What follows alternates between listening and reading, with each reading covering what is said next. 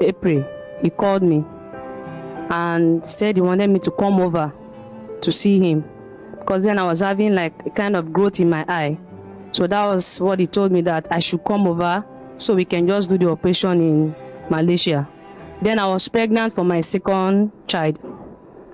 So at first I never wanted to. I find the invitation somehow because I was sick. I was just taking in for my second child. So later he pushed harder. I said I should come because the operation in Nigeria is not so okay, that I feared there will be complications. So I accepted the invitation. Then I traveled to Lagos, where I stayed with his elder sister. But all through the process of the passport, I went to the embassy office in Ikoyi. I did the passport myself. But the visa, ticket, everything was arranged by him. So he told me that around that April, when I was in Lagos with his elder sister, that one of his friends will be coming from Malaysia, Mr. Julius. So that he bought a bag for me as a kind of gift present. So I was like, okay. So we waited. He said I should wait, that the process, the process is in, everything is in process. So I was waiting, and I was with his elder sister. So one fateful Sunday, he called me and said, the bag is ready, that the friend just, sorry for the delay, the friend came, he's trying to put one or two things in order, so I'm fit to collect the bag. So I said, how can I locate this your friend? Then later he called me and said, there's no need to see the friend. So he sent his younger brother to go collect the bag from the friend. That Sunday I was preparing to go to church, but I stayed back because he said the bag will be coming in the morning. But we waited till it was around after 2, the younger brother came with the bag. So yeah, his elder sister and her daughter, one Miss Jane and Rejoice, they were in the house with me. So when they brought the bag, I said I don't need the bag because it's too big for my clothes. I had already packed my things in my own bag. So he now called me, said I should come with that bag. The bag is that I should come with the bag. That he the was bag. Insisting. They insist, say make you. Yes, carry the insist. bag. Say my carry the bag come. Say the bag they matured, look like bag when you travel, you carry travel to overseas. So me being naive and with the trust I have for a husband, I never one day would believe that my husband can use me for drug trafficking.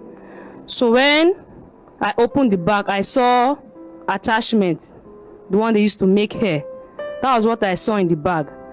So I was like, he now called me. I said, what are all these things for? He said, in Malaysia, attachment is very expensive.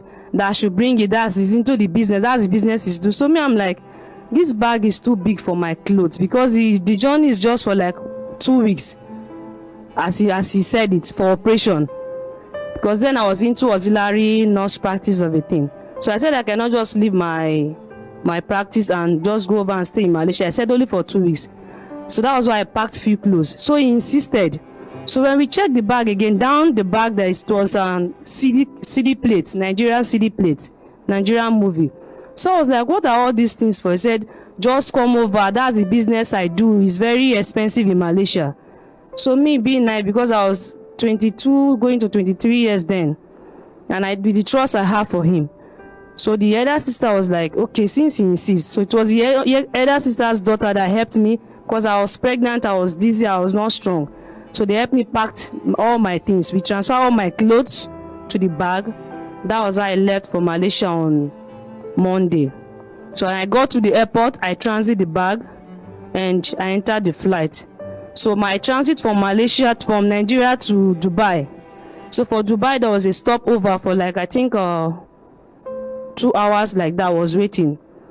So I think they detected the thing from Dubai because on reaching to Malaysia, where they stamped me and then I was going to get my luggage. As soon as I touched the bag, I was surrounded with by a group of men but they were not on uniform. I never even knew they were policemen. So they're like, madam, your bag? I said, yes, it's my bag. It's okay, follow us. I said, why? Me, I'm coming from Nigeria and I'm very tired. I'm pregnant. I need to go, I need to rest. I need to eat. Because all throughout from the flight, I wasn't eating. I was vomiting. And I'm not used to their food. So they now pleaded. They said I should just give them few hours of my time. That if it's not what they are thinking, that they'll let me go. So I followed them to a room. As soon as we got to the room, they make me sit in the middle of the room. And they put the bag in the table. There's a table in the middle of the room. So they they brought screwdriver. I was like, screwdriver? Like, I don't even know what was going on. But at the time I started like, okay, maybe that could be I was just like, I was shaking all over. So they said I should calm down, that there's something they saw in my bag. I said, something like what? They said I should calm down. So when they opened the bag, it was like, okay, this is the bag. They opened the bag, then they packed the drug inside, then they coupled it back. So they all used a screwdriver. It took them like 2 hours to open the whole bag. That was when they brought out like 3 bags of drugs, and they coupled it back again. So you don't have idea of drug trafficking and being there. There's no way you ever know there's something in that bag. And coming from a husband I married. So I was shocked, and that was when they started beating me that I have to tell them the truth, or else it will not be funny. So I said, I don't know. With me, I had invitation letter from my husband. So they're like, and his phone number was written on it. So I was, okay, that was when it occurred to me, like, how come I'm coming to see my husband and he told me he's not going to come to the airport to pick me. So there's an address in the invitation letter that as soon as they stamp me out, when I get my luggage, I should just get a taxi, give them the letter, they'll take me to the apartment where he stays. So the police drove me down to the apartment by following the address in the invitation letter, and they disguised themselves, making it look as if they are taxi drivers. So when we got to the apartment, they called. So there was one guy that came out. They arrested one Mr. Kingsley. But me, I don't know anything. I don't know him. I cannot implicate innocent person. I told them this is not my husband. But then when they were beating Mr. Kingsley, he said, my husband, George Unazi, ran away. So that was how he left. He was saying like he would get a lawyer for me. No lawyer. I was in the lockup for police cell for 14 days, and they took me to court. After then, they took me to the prison where I stayed, and I had my baby.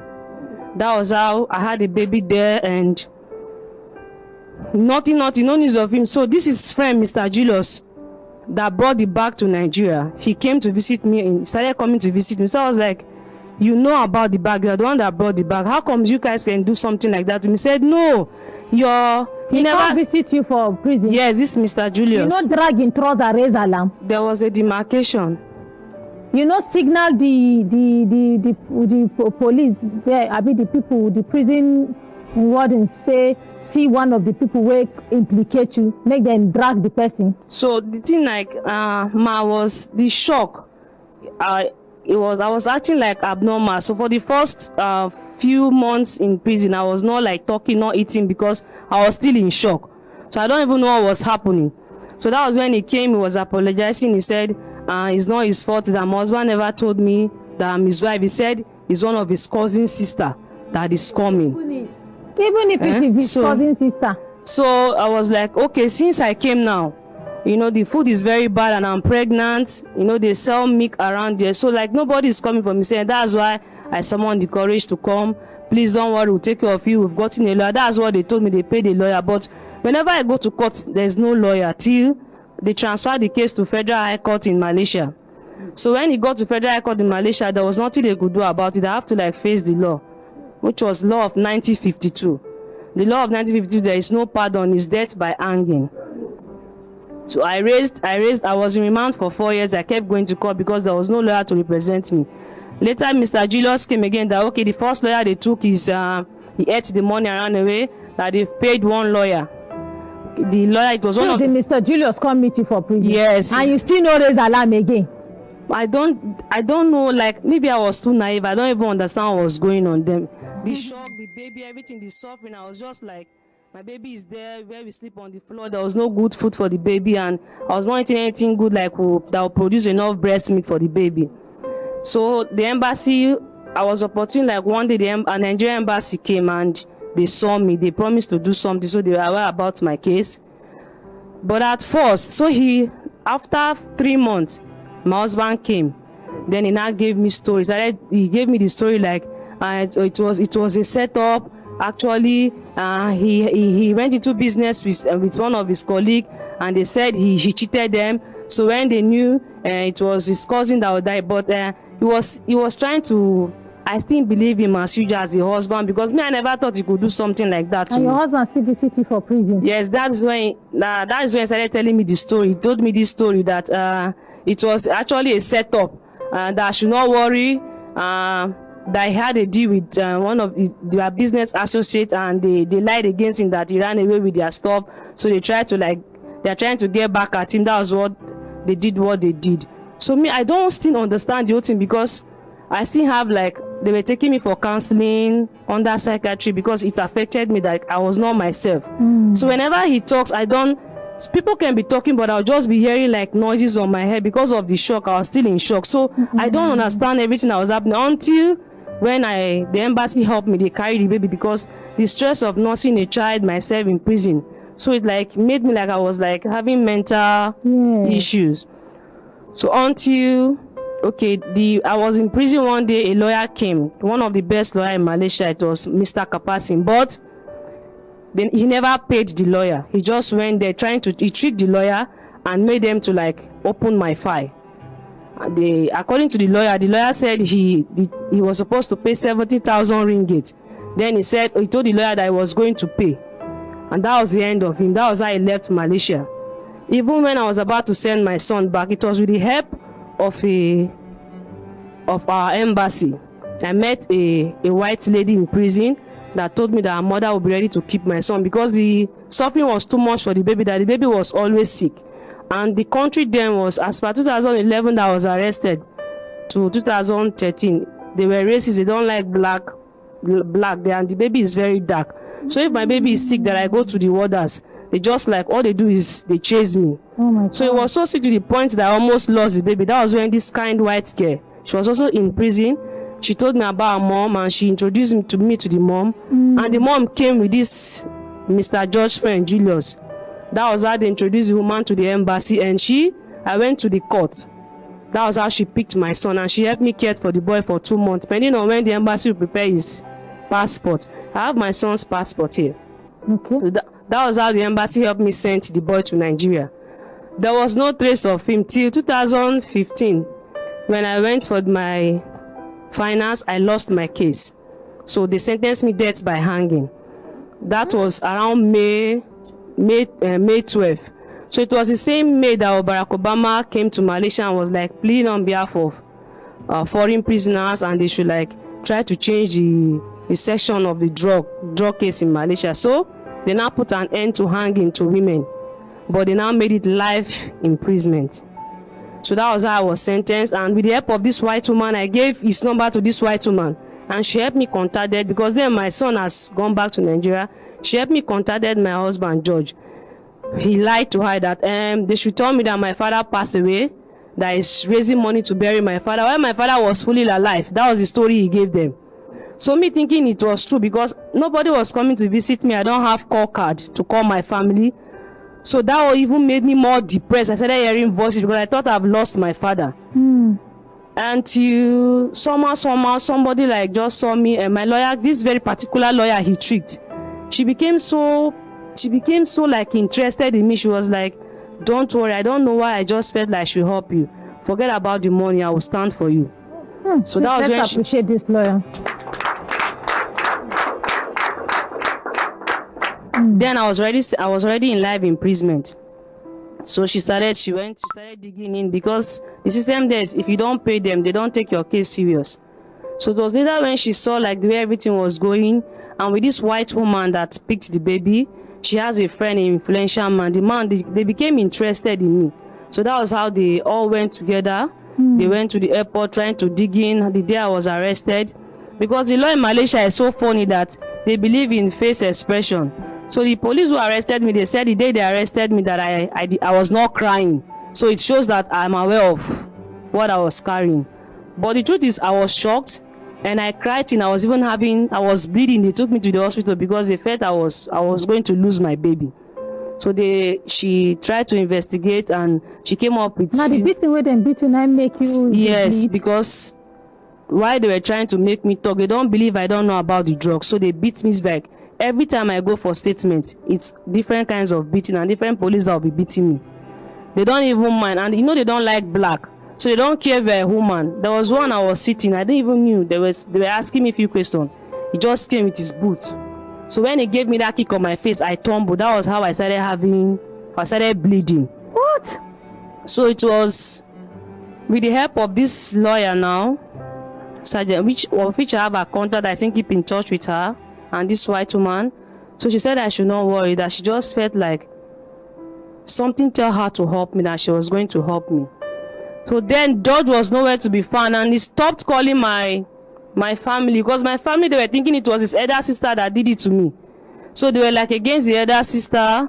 He never said anything at first, because there was no way I could reach anybody, no call card to tell my family. So he was coming to give them lies that they just it was my passport, that something happened to my passport. It was the kind of fake visa, so they are working on it. They will soon release me. Now wetin he tell your family? And that was what I told my family. He no tell them saying that the drugs wey he put for inside that bag, allegedly. At first, he was trying to help. He was thinking it's something like he can handle very fast. Madam, what did you say? I said at first, Who was trying to help? George was telling me that he will bring me out, he will bail me, he will blah, he will blah. Who is George? Which is my husband. I don't like calling him my husband, I'm sorry. And you are saying he was trying to help? No, that was what he told my father. I'm telling you what he was telling the lies he was feeding my parents. I thought you are the one that is saying he's trying to help. No, he was. I for tell you, say make you just go back, go sit down. No, I was telling you the lies he was feeding my family with. He said he has paid a lawyer and they are working on it, that they will bring me out. But 1 year passed, 2 years passed, 3 years passed, 4 years still. He became like he don't know what to say. That was how he disappeared. So when he disappeared, my father and me, I was not calling my family. There was no call card for me. Yeah. So my father just assumed the worst has happened. So somewhere around 2019, my father died of heart attack because I was my father's favorite. So that was how. And you still there for prison? I still there for prison when my father died, 2019. Oh, God. So when my father died, it was another war for me. I totally went into depression. Like this time I was hearing voices that I needed peace to help me sleep and relax. Oh my God. Till 2023. So let me come back to my appeal story. So when this lawyer, she now put in for appeal for me in Federal Court of Appeal in Malaysia. So as God Please hold on for the ordinary president. Hello, Madam President. First of all, make we appreciate her. Yes, sir.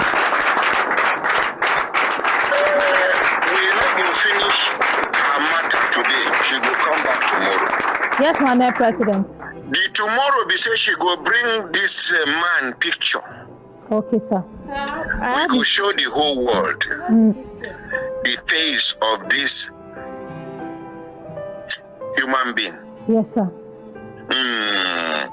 So that we don't know whether it will go deceive another family. Abi, it don't deceive another family. Peddle drugs. Yes, sir. Imagine saying no, if not be God will intervene on this matter. She for don't go because for that country, they know they drug with anything will concern drugs. So. I don't know what I don't understand. Yes, sir. Now, either by anyhow.